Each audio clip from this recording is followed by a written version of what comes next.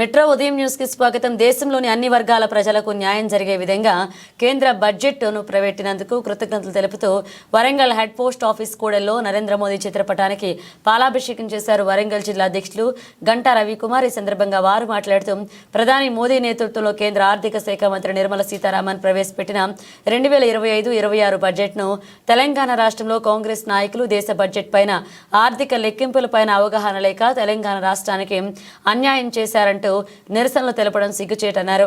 దేశంలో కేంద్ర ప్రభుత్వం పలు సంక్షేమ పథకాలను అమలు పరుస్తూ అన్ని వర్గాల ప్రజల అభివృద్ధికి తోడ్పడుతుందన్నారు.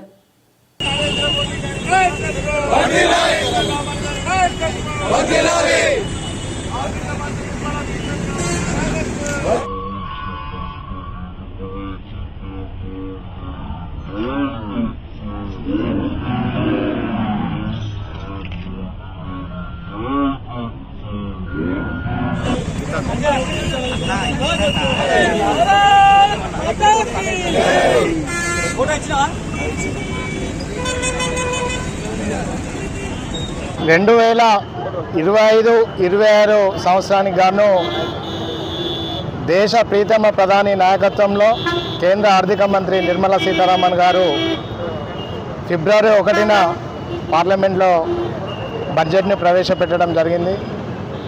ఈ బడ్జెట్ పేద మధ్యతరగతి ప్రజల అభివృద్ధి కొరకు, అదేవిధంగా వ్యవసాయ రంగ అభివృద్ధి, రైతుల సంక్షేమం కొరకు, అదేవిధంగా మహిళల యొక్క ఆర్థిక పరిపుష్టి పెంచడం కోసము, యువతకు ఉపాధి, యువతకు దేశానికి పనికొచ్చే విధంగా తయారు చేసుకోవడం కోసం అన్ని వర్గాలను, అన్ని రంగాలను సమన్వయం చేస్తూ ప్రవేశపెట్టిన బడ్జెట్ డ్రీమ్డ్ బడ్జెట్.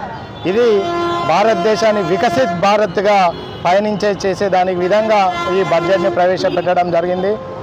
ఈ తెలంగాణ రాష్ట్రాన్ని పాలిస్తున్న కాంగ్రెస్ నాయకులకు ఆర్థిక పరిస్థితులపైన, ఆర్థిక వనరులపైన, కేంద్ర బడ్జెట్ పైన ఏమాత్రం అవగాహన లేని ఈ కాంగ్రెస్ నాయకుల చేతిలో ఈరోజు మన తెలంగాణ ప్రభుత్వం నడుస్తుంది. అలాంటి వారి చేతిలో ఉండడం నిజంగా మనకు సిగ్గుచేటు. అన్ని రంగాలకు సమన్వయం చేస్తూ ఈరోజు తెలంగాణ రాష్ట్రంలో 2500 కిలోమీటర్ల మేరకు నేషనల్ హైవేస్లో అభివృద్ధి పనులు జరుగుతున్నాయి. దానికి కేంద్రం నిధులే. అదేవిధంగా తెలంగాణ రాష్ట్రంలో సికింద్రాబాద్ అనుకోవచ్చు, railway station, Cherlapalli railway station అనుకోవచ్చు, వీటితో పాటు మన కాజీపేట, వరంగల్ రైల్వే స్టేషన్, ఇట్లా 40 రైల్వే స్టేషన్ల ఆధునిక పనులు కేంద్ర బడ్జెట్తోనే జరుగుతున్నాయి. అదేవిధంగా ములుగు జిల్లాకు సంబంధించి సమ్మక్క సారలమ్మ గిరిజన విశ్వవిద్యాలయ అభివృద్ధికి కేటాయించిన నిధులు కావచ్చు, అదేవిధంగా నిజామాబాద్ జిల్లాలో పసుపు బోటుకే కావచ్చు, అదేవిధంగా ఉడాన్ స్కీమ్ ద్వారా మామ్నూర్ ఎయిర్పోర్ట్లో, అదేవిధంగా కొత్తగూడెం గ్రీన్ఫీల్డ్ ఎయిర్పోర్ట్ అభివృద్ధి కోసం కావచ్చు కేంద్ర బడ్జెట్ ఉన్నాయి. అదేవిధంగా యువతకి స్టార్టప్ కంపెనీస్ కోసం 10,000 కోట్లు స్టార్టప్ కోసం నిధులు కేటాయించడం జరిగింది. దాంట్లో తెలంగాణ యువత స్టార్టప్ కంపెనీల అభివృద్ధి కోసం పనిచేస్తాయి. అదేవిధంగా వైద్య రంగం, దాదాపు మనకి ఈరోజు ప్రతి 1000 మందిలో 1-2 క్యాన్సర్ బారిన పడుతున్నారు.